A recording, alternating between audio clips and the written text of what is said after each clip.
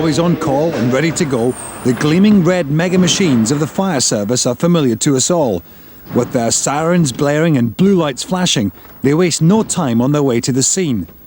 When the alarm goes off, the fire engines are in action in seconds.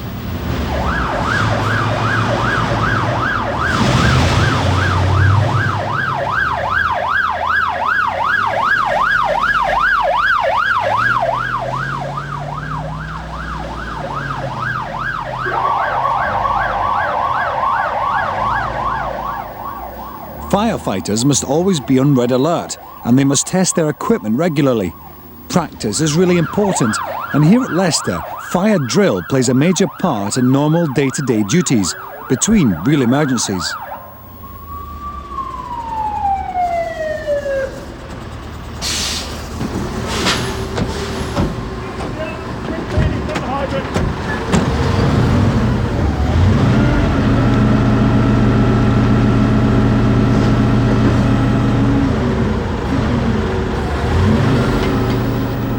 Everybody has their own important job to do, but they must all work as a team.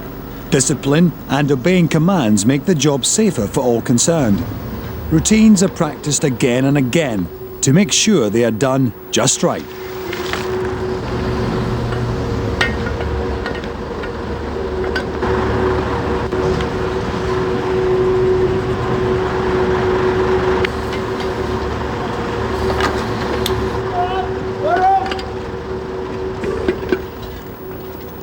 Much of the machinery used today is high-tech equipment. The modern fire brigade is always developing, and the firefighter must be trained to work with all the gear. Other people's lives depend on it.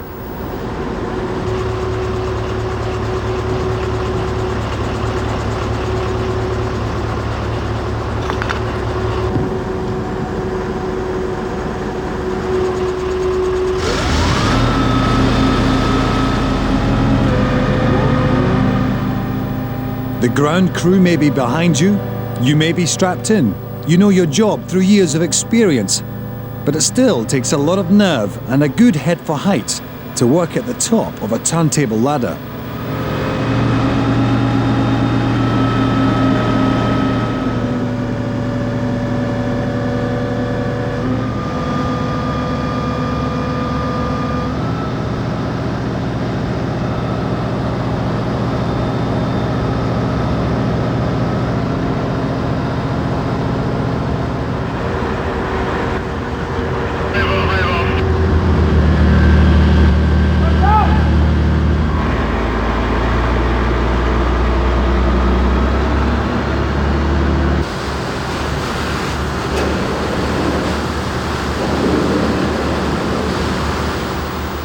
To be a firefighter today is to be part of a highly efficient and disciplined force, using some of the most modern and powerful equipment in the world.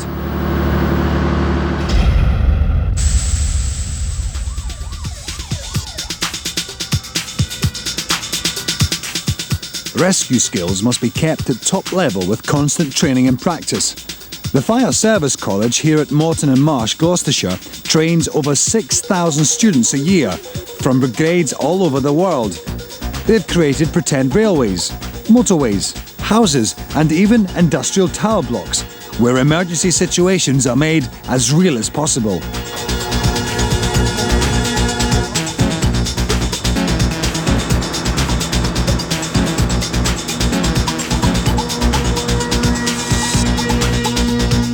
They have 32 tenders here, including many makes and designs of the most commonly used fire and rescue vehicle, the pump engine. They may be made by several different companies, and they may look different from the front, but they all do the same job. At the Fire Service College, they have a big choice.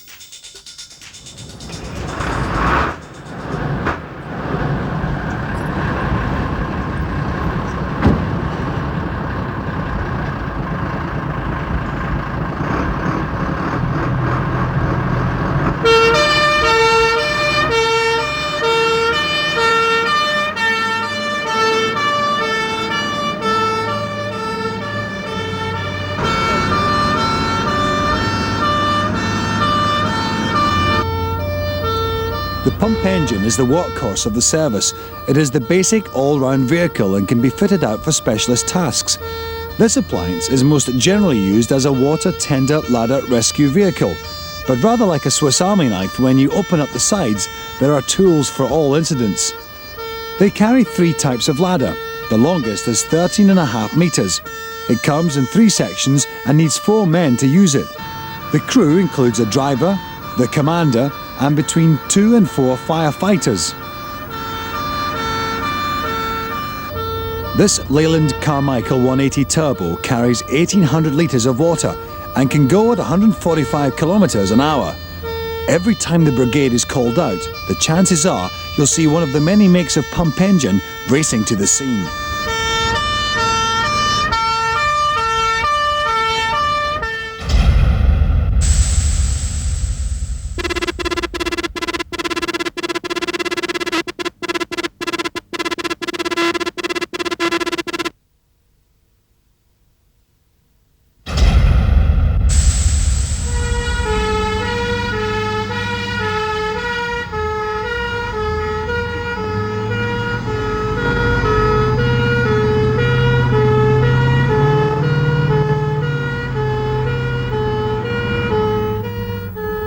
Two pump engines race to an exercise at a domestic house fire.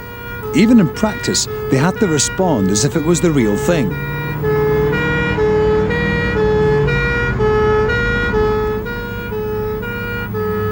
There's no traffic here, but on real roads the driver has to be very careful of other vehicles and can only cross red traffic lights by looking first. He wouldn't want to cause an extra emergency. Pump engines weigh 10 tonnes empty, and with a full load, the driver has to control a 13-tonne vehicle at speed.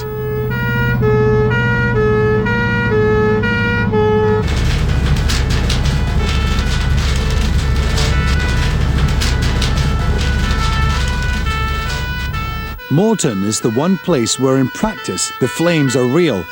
Everything is just as it would be in a 999 call. It's got to be the best way of preparing for a real emergency. Here, the commander is the man in the white helmet. Bill, get your crew ladder off, see to that casualty up there. We'll get some BA men in. Right, okay. Okay. Right, you'll come back, Jerry.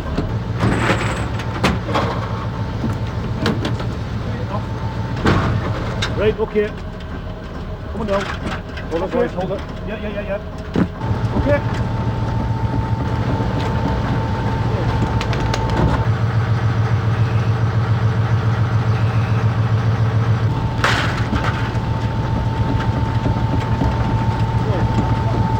Extend.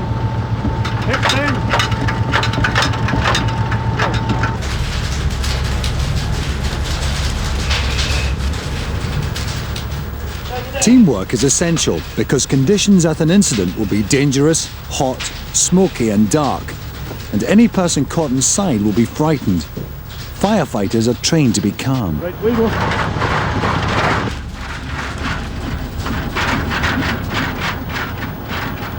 Fires can start on the ground floor and sometimes people can be trapped upstairs. So while the flames are being fought, the rescuers must get up there as fast as they can.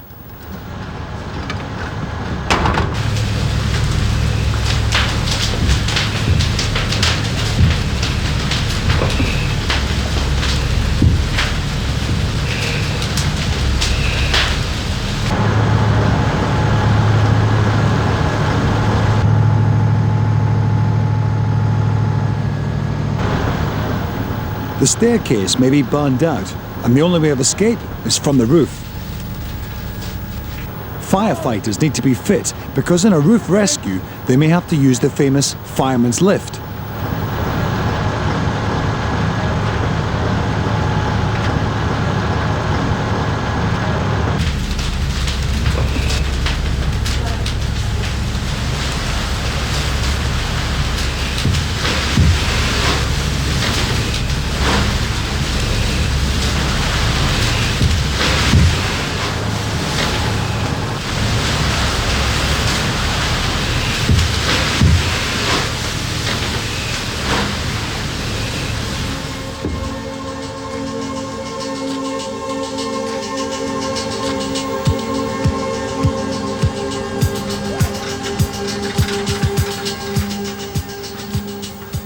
Before leaving, the brigade must make sure the fire is completely damped down so that one burning ember doesn't spark the blaze again.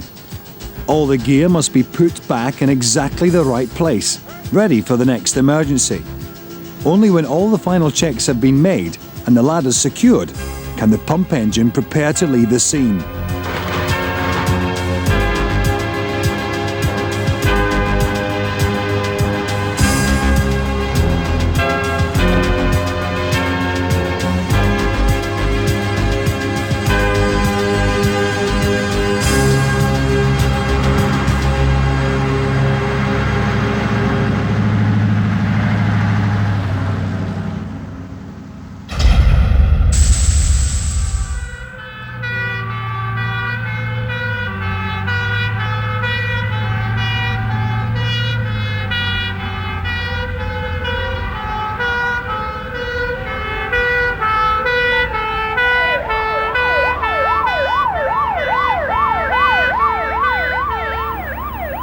As well as putting out fires, the pump engine is used for all types of rescue. Nowadays, they are called out to nearly as many road traffic accidents as fires. The crew needs to be trained for all sorts of emergency, and here at Moreton, they can learn their skills away from the actual roads and screaming traffic. To keep the atmosphere tense, they still use lights, sirens, and real cars. 2 pump engines and their crews must help any passengers trapped in the tangled metalwork. Will the doors open? No, locked. Your side? No, locked. One there, one there. Same the other side. Okay, Steve, break the screen in. Okay, good. Okay, tap it through. Tap it through under control.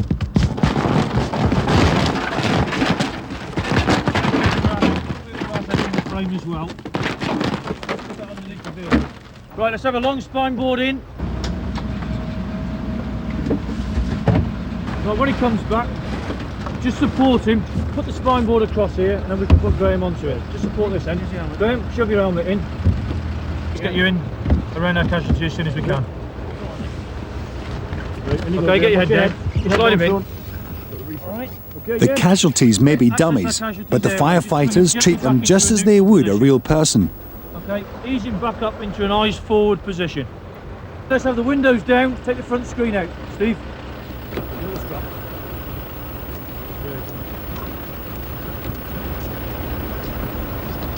Obviously, when someone is injured, spoiling the car beyond repair is the last thing to worry about.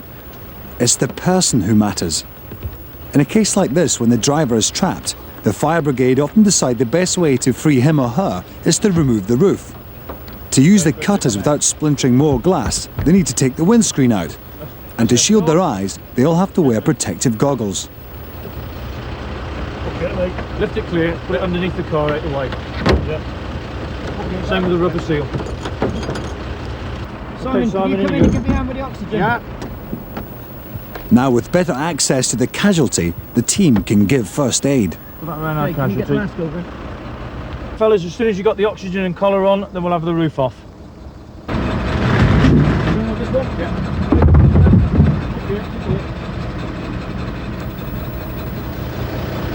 Grab the spreaders next. Yeah. Spreaders as well, and Jenny. These hydraulic pincers can cut through metal like a can opener, and they are powered by a portable generator, another vital piece of equipment carried on the RTA tenders. We'll get the casualty shield in. Right, shield in. Okay, Steve. Cut low on the pillar. Okay, when we've done this pillar, work your way anti-clockwise round the car and end up with the last 2 cuts close to the casualty. Next comes the roof. The rescuers must obviously try to be as quick as possible, but they mustn't rush and cut corners. Okay. Low on the B pillar. The power's there, that's the main thing.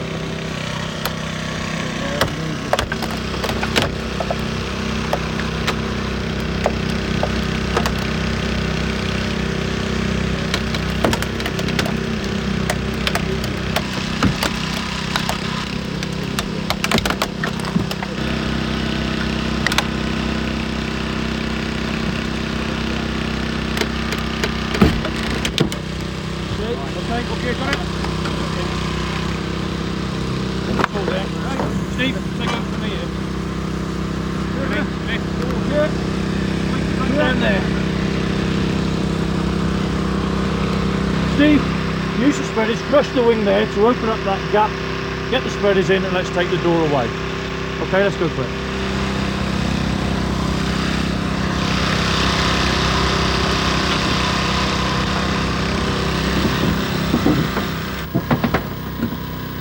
Pinching the front wing like this makes it easier to get at the door hinges.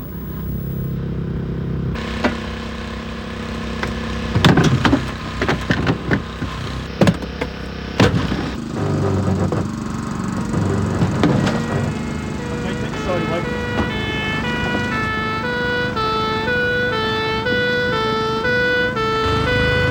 Okay, Steve. That's good. Keep it going.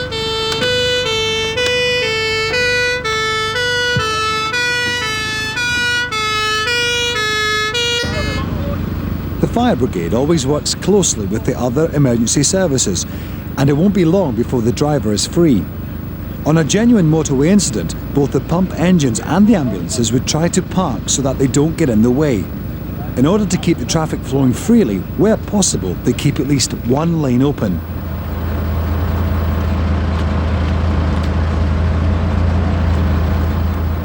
Once again, the pump engine has proved its value as one of the most important vehicles in the emergency services.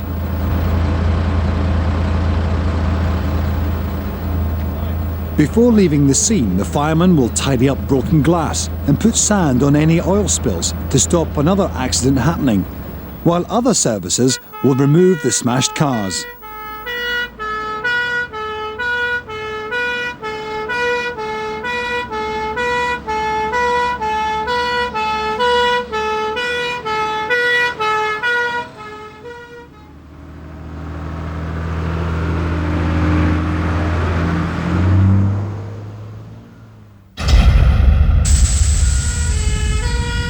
Here's another very necessary machine for the rescue brigade's fleet.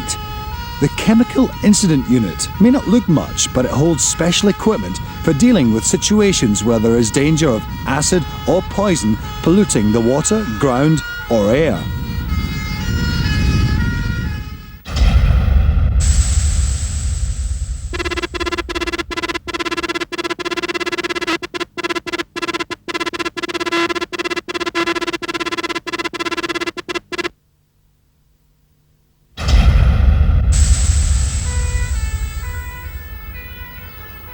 As ever, the pump engine is on hand to provide power and water.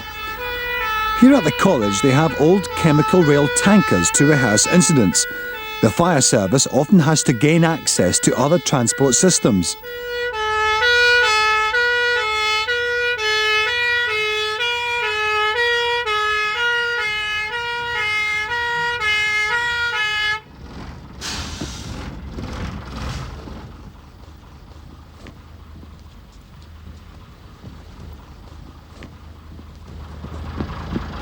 Shower set up, Jim, 2BA. Right. Okay, 2BA shower.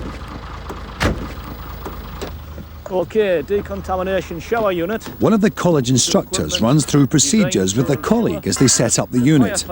A possible risk of chemical spillage is that it can spread quickly, and a firefighter could get some of the dangerous liquid onto his clothes or boots and transfer it somewhere else. The unit contains a high-pressure shower which is fed water from the pump engine. Using the workhorse of the fire service, the fire appliance. Opening now the tank valve. On the vehicle, delivering from the tank and testing that we do have water. They must check that it is all working before they risk getting any chemicals on them.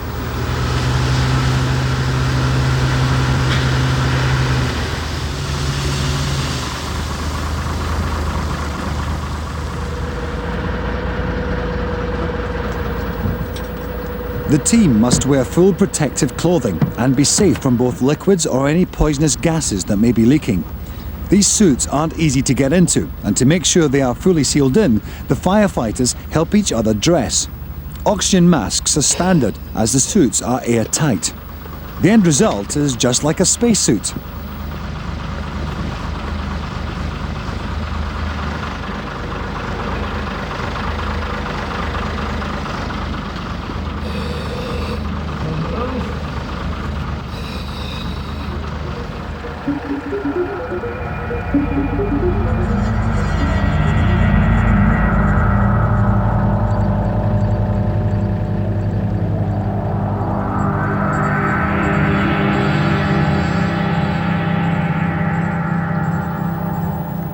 They've got to check all over the tanker to try and spot any leaks.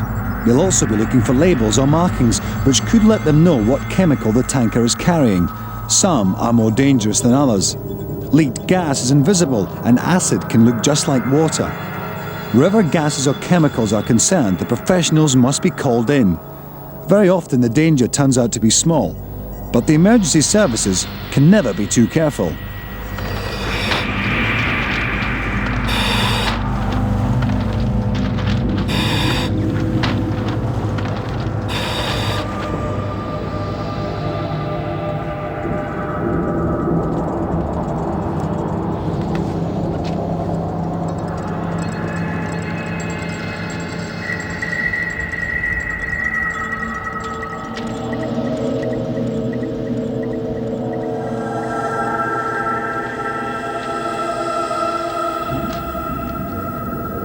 At the end of every exercise, the crew must be washed down, so just to be safe, the pressure shower is always used.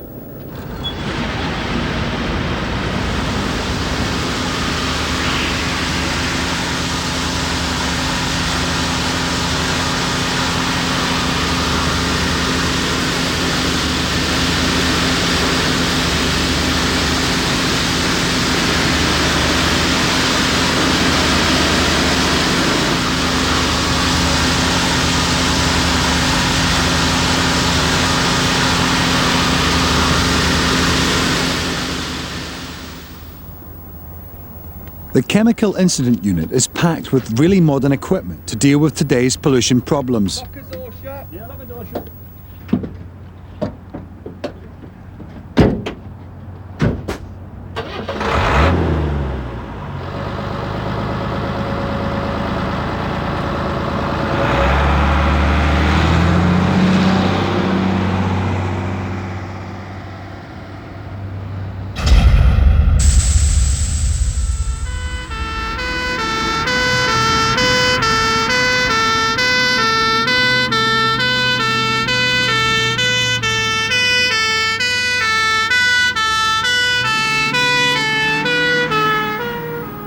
The bigger fire engines are known as specials and will be called to incidents where the pump engines can't do it alone. Several companies which convert vehicles make specials as well as pump engines. Carmichael is one of the best known.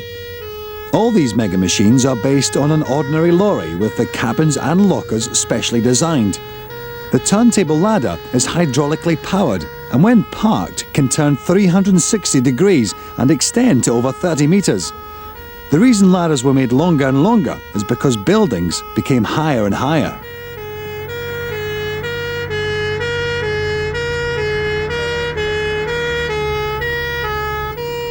Their main job is for rescue. There is a hose which runs up the side, but water is heavy and the ladders, being made of strong but light aluminium, can be a bit unsteady at the top.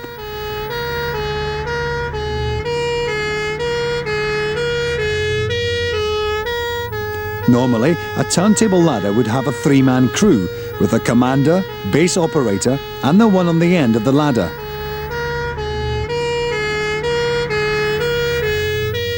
If you were high up on the balcony of a burning building, you'd certainly be glad when one of these turned up.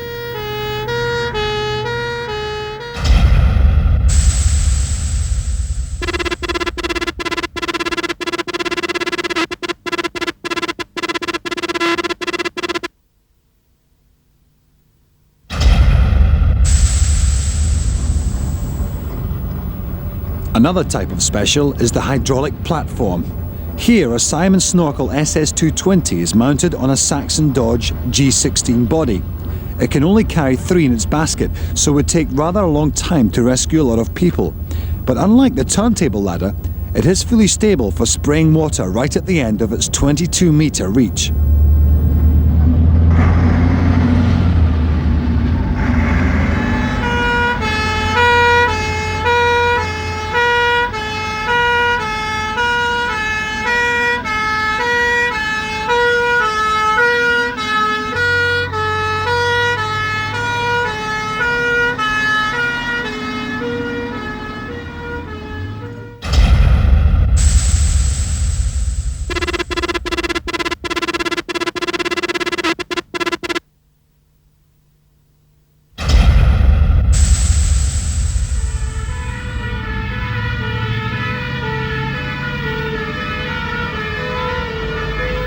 Exercises at Moreton can start some way away from the incident. A command vehicle, hydraulic platform and pump engine respond to a call. Going to a real fire, they'd probably take different routes, so at least somebody would get there if a road was blocked.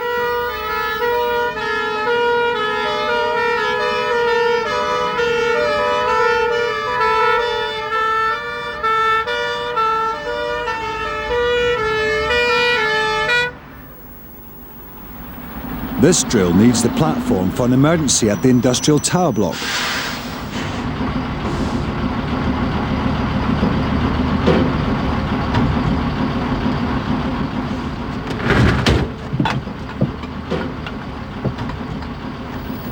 Teamwork is here again. The pump engine gets extra water by plugging into the mains. They carry enough hose on board to reach a hydrant a quarter of a mile away. The pressure on mains water varies, so to keep it regular, it must be fed through the pump engine.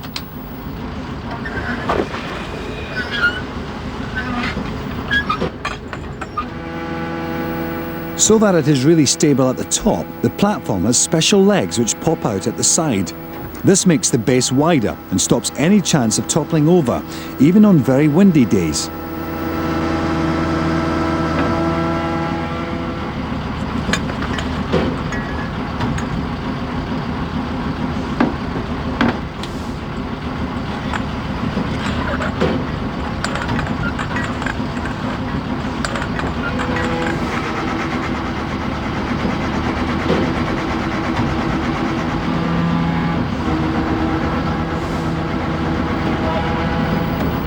When it's stable, the platform can be connected up to the pump engine for its extra water supply.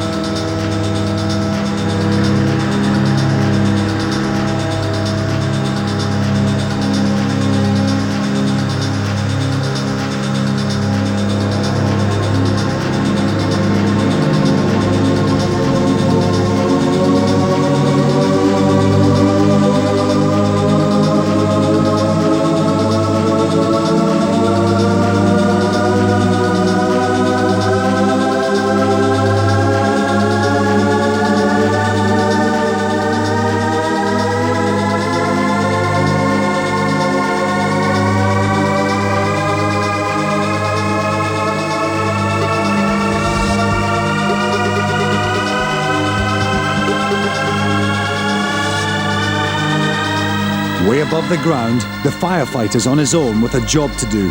As the saying goes, it's tough at the top. He'll go as close as he safely can, keeping in constant contact with the ground by phone. If this tower was really alight, flames could be licking out feet away. His only protection would be the powerful fountain of water from his hose.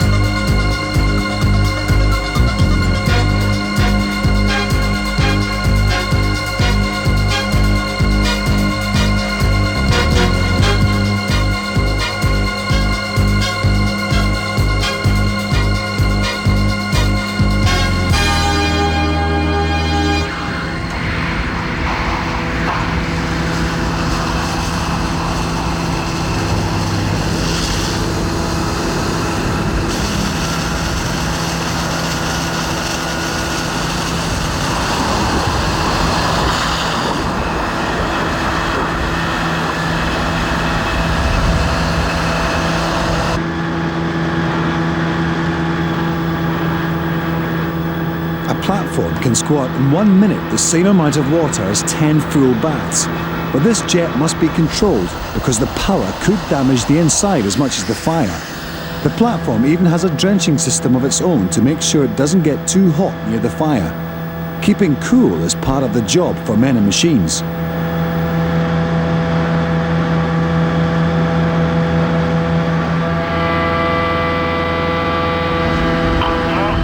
Roger, I'm going to track rate and then bring it down to the ground, okay? Roger.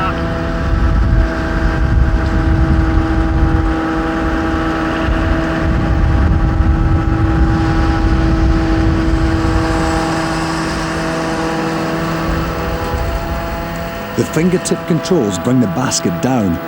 While the Simon Sorkel is one of the safest hydraulic platforms you can get, it's always a relief to be coming gently back down to earth.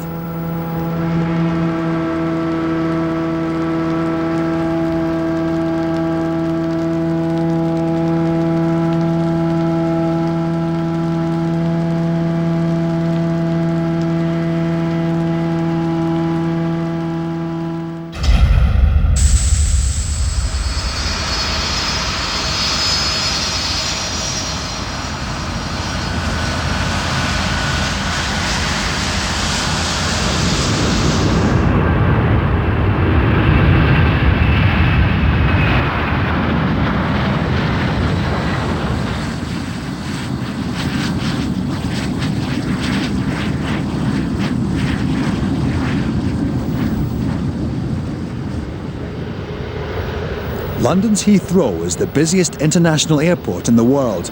At peak times, a plane is either taking off or landing every 30 seconds. An airport has more material which can easily catch fire within its boundaries than almost anywhere. Fire protection is really important, so they have some fantastic fire engines here.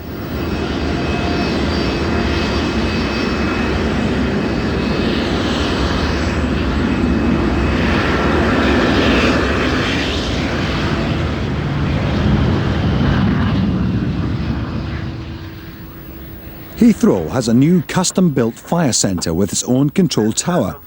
Any incidents, big or small, which need the varied skills of the fire service are controlled from here.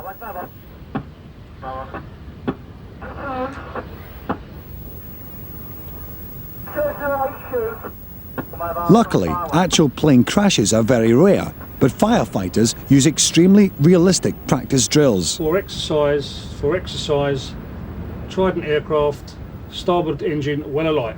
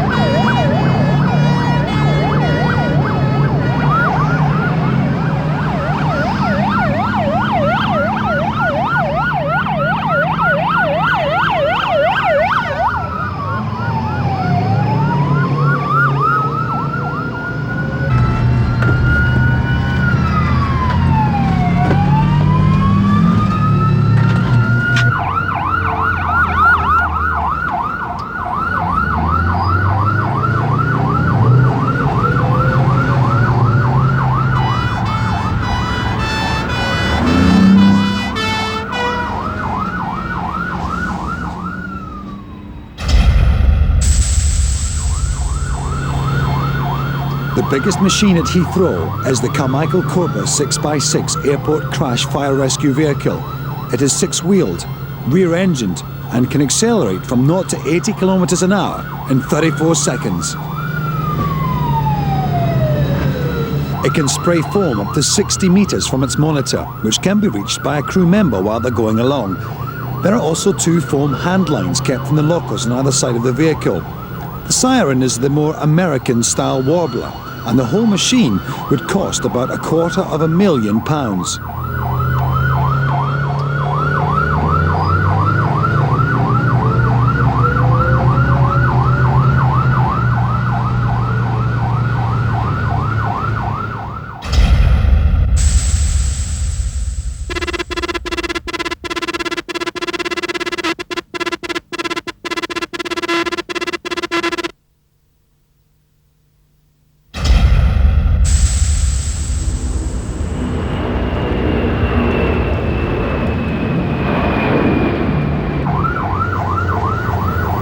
If they were attending a real crash, the airport firefighters have permission to cross the runways, with both the tower and driver keeping a sharp lookout for planes.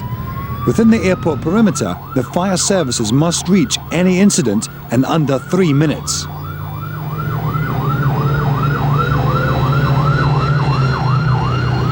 If there is a major incident outside the perimeter, as many as 90 fire engines could be called from all around. Air crashes are always extremely dangerous because planes are full of fuel, and there needs a mega machine to tackle a fire like this.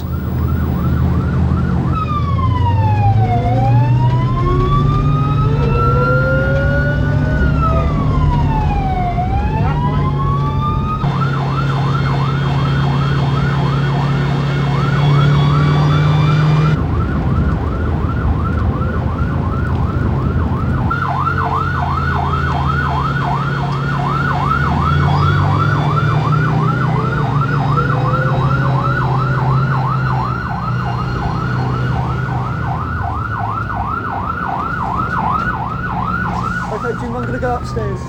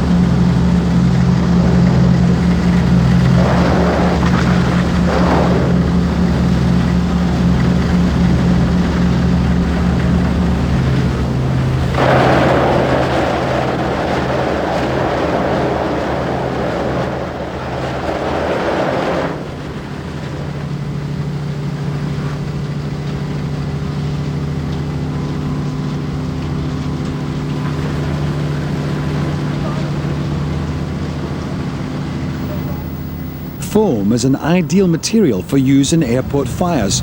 It's made from a chemical called triple FP, which is mixed under pressure with water inside the tender. What comes out is a film of bubbles which spreads like a blanket and starves the flames of oxygen, putting out the fire. The Cobra is designed to squat half its tank in about a minute and could fill a public swimming pool in 2. A lot of foam in a short time.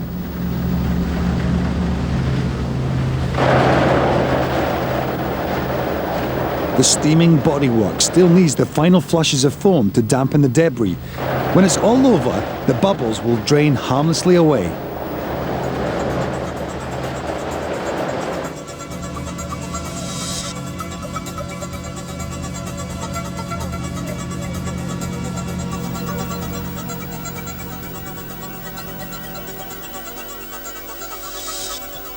From safeguarding the lives of airline passengers to dealing with fires in houses and factories, from attending road traffic accidents and clearing up chemical incidents, the fire brigade of today relies on its fast, specialist machines to make the world a safer place.